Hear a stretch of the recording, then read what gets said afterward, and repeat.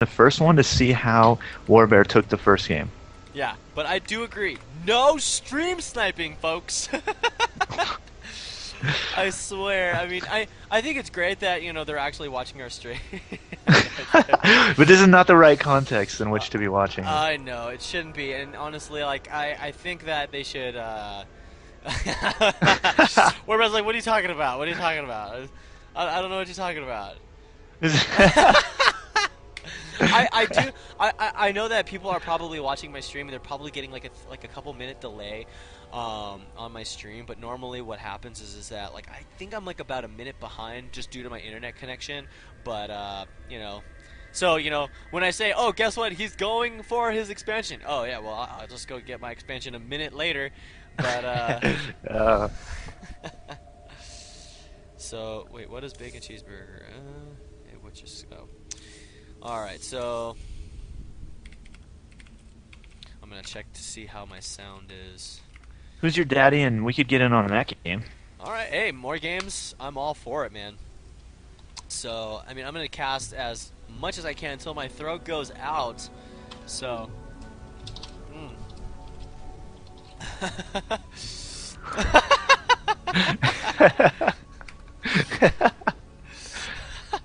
Good call. You know, if you can try to get this game going, I'm gonna go grab a drink really quick. I'll yeah, be right back. go right ahead. Just actually, yeah, just go get a drink, and then once I'll tell them you're getting a drink. Shouldn't take me long. Okay, not a problem.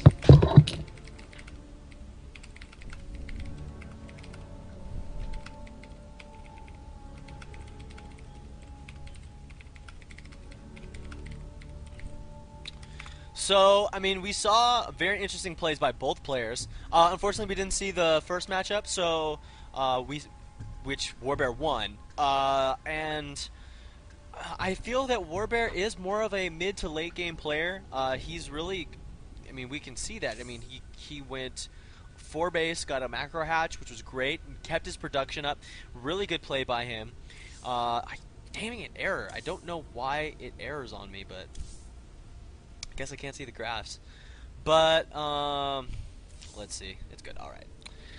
And big shout out to Live and Die and also Team E for actually putting this tournament together. We really appreciate them, and also allowing me to cast this beautiful tournament. I am happy to cast all this, and so actually let me take a look at the chat here. I need to check my chat here. Let's see. TV, go to my channel. Actually, I should probably go to my dashboard.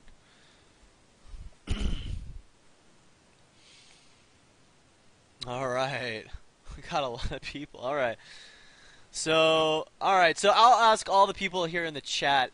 So out of that game that you guys saw, who really did you think that was the better? Actually, who do you think stream sniped? I really. Oh shit! Oh, my boy TR Kaleido is on. Oh, much love to him. Oh. So what did I miss? I hear some laughing. So actually, I have one of my other co-casters from the Killshot tournament on. He's actually telling me to fuck off, pretty much. He hates me. Why are you cheating on me? Oh, hey, I got love for everybody, baby. I got love for everybody. There's enough to go around, right? Oh yeah.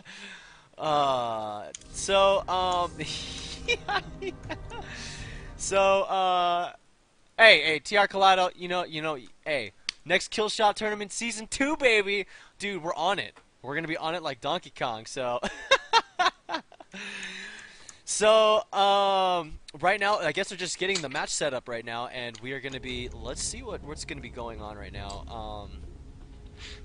Actually, it's been a while since I've done some things, but I do suggest all of you people that are watching right now, go out to your local bar crafts. Those bar crafts out there are freaking amazing. I normally go to the bar craft out in LA. It's the LA Barcraft in Beer Garden. It's in K-Town. I mean, isn't that like the best place to be? Like Koreatown. I mean, I mean, you got StarCraft. It's like a Korean national sport, and let's think about this. K-Town, LA, perfect, right? And also, big shout out to Alex Johnson. He's actually the coordinator for the LA Barcraft, so definitely check him out. On I think it's LA Barcraft on Twitter. I also do have a Twitter. I don't use it that much. I should probably start using it a little bit more. You can check me out here at twitch.tv/LongShotStarCraft. Also, so let's see. What's your stream? It's Twitch TV at TalikFY, TalikFY. All right, so we're gonna be joining the game soon, right now, and let's see what's gonna happen. I'm actually quite interested to see.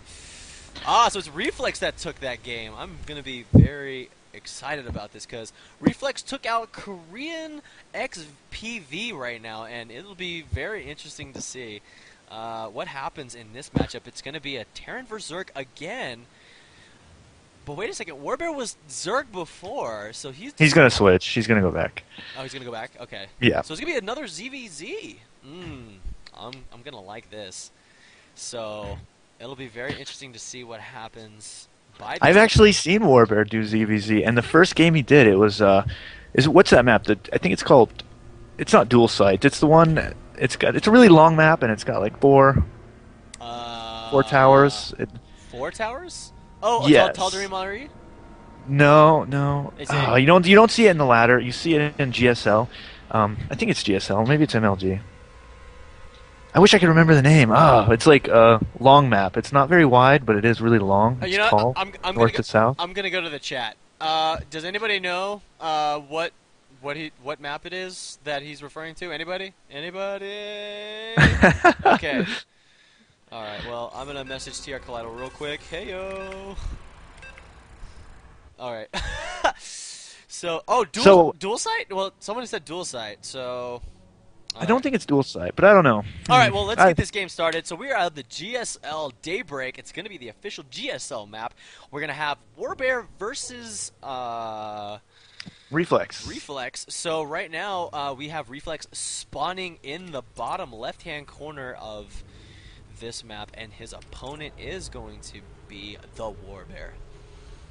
And you know what I've seen Warbear do in ZVZ is an extremely aggressive build. His opponent was expanding while Warbear went Banelings and Zerglings. Yes. And it was a 6 pool, but I don't see the 6 pool this time. Yeah, you know what? 6 pool is a very dangerous and risky play especially in a ZVZ, but it can have its benefits if the timing is perfect or right on key. But at this level of play, being Warbear at around a high level platinum player, and I'm sure Reflex is probably within that same range, possibly Diamond. I mean, for Reflex to actually take out a person named Korean XPV, I would be scared. That's my opinion. I would be very scared to see what happens in this matchup. But right now, we saw an extractor trick from Reflex getting out that extra larva. I do like that play. We don't see that play very often, but when it does give you that economical advantage. Well, if you check, Warbear is ahead on drones, so if you actually notice, in any kind of situation, the 9 Overlord still doesn't suffer at all. Yeah. So, right now he's getting his gas at 14. Actually, maybe that was like 13 or something like that. But Warbear is hiding a drone in his own base. Oh, he's going a very aggressive play. I like this from him. And, he's getting his spawning pool a little bit late. So, I mean, having this extra hatch will actually bring him a lot more larva. He'll be able to bank in a lot more minerals. He can drone up faster. So there's a lot of variations that he could go. It'll be very interesting to see what happens in this matchup right now. I'm really curious to see, because having this hidden hatch. Oh, I'm excited. What I'm interested to see is if Reflex notices this, because I don't think I've ever seen this before. I have seen this hidden hatchery, but in the opponent's base. Yeah. So this may be either an economic hatch, or this may be a very aggressive hatch. We'll have to see how Warbear plays this game out. I'm very curious, but I mean, we do see that Reflex does have some Overlords that's going to be heading over in that direction. But we do see Warbear. He's already coming up into Reflex's base, so he is going to be seeing the jiggleness of the spawning pool, and it'll be. He knows that he's already got his pool out, and no jiggle from Warbear. So I'm curious because Speedlings don't have an added attack, but they do run faster, right? So if you do have more Zerglings than Speedlings, wouldn't you still win out that battle? Yes, the problem is that the Speedlings are a lot more maneuverable. They can get away if they're in a bad engagement, or if they have an advantage, they can get to surround. Yes. So right now we do see, ooh, so he is going to be making more Zerglings from that macro hatch. And we do see the placement of Reflex going to be getting down his natural. It'll be quite interesting to see what happens from these players. And I keep on saying that. I gotta stop saying that. Ooh, but we do see a Baneling nest from Warbear, and I like this play because he is getting his speed, but then he's also getting the Baneling nest, and we don't see anything from. Oh, he's deciding to go Roach Warren. Oh. I think this is pretty common in ZVZ from what I've seen in the past. But I really think because he's got this hatchery up sooner, he's got the advantage, and unless Reflex immediately saturates this, he has no advantage here. He's still behind. Yeah, and, let's take a look at the drone count, because right now, I mean, Warbear is in the lead with only 19 and 17 from Reflex, so I'm not sure how this game is really going to go. I mean, I've put my money on Warbear at this point. He's in a position to win right now. Yeah, and right now, I mean, we do see a lot of Zerglings moving out on the map. And I'm a little curious to see what happens. I mean, he's going the the scenic route for Warbear. A lot of Banelings being morphed in. About let's see, about 9. Reflex is going to scout it with the Overlord. He is going to see it, but is he going to react in time? I'm not sure because his name is Reflex. Look at what you did there. But the Banelings are out. He's going to be microing these Zerglings back into his hatch, but these Banelings are going to be rushing in, and the Speedlings are just going to be trying to get as many.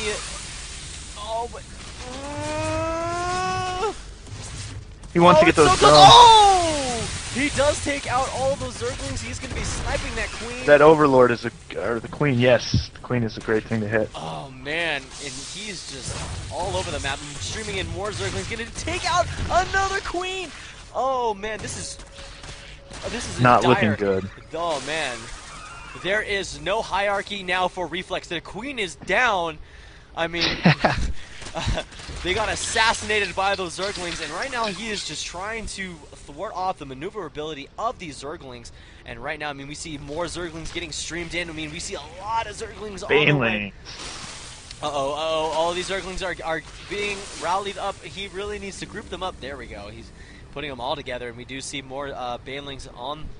More Zerglings, man. This guy is just on it with Zerglings right now. I mean, we take a look at the units tab. Man, he's got 33 Zerglings on the way. We have a couple Banelings in. I mean, he really needs to get these Banelings near the other... he's using on these roaches. I'm not sure if that's really... Oh! Hits a couple more Zerglings. The Zerglings are going to be coming in and just wreaking havoc on the drones. And the Queen is out of range, I believe, of those Zerglings. So the Zerglings are not going to get a surround off of that. Oh, but they are going to surround that Roach. It's still doing more harass. I think Reflex is down in the dumps right now. He throws up the... And that's the game, folks. Oh, man, what a crazy combo. Oh. So that's game 1, right? That was game 1. So let's see what happens next. As we've noticed before, Warbear will do the aggression and then follow up with some macro. And I think that really throws his opponents off. Yeah, and the scout came late for Reflex. I mean, he didn't take his Overlord and just send it straight to the base. It was just more of game on, take it by Warbear. So, let's see. How is the chat doing right now?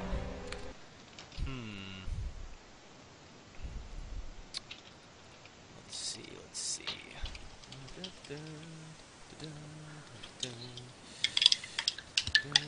You know, I actually went to grab the most disgusting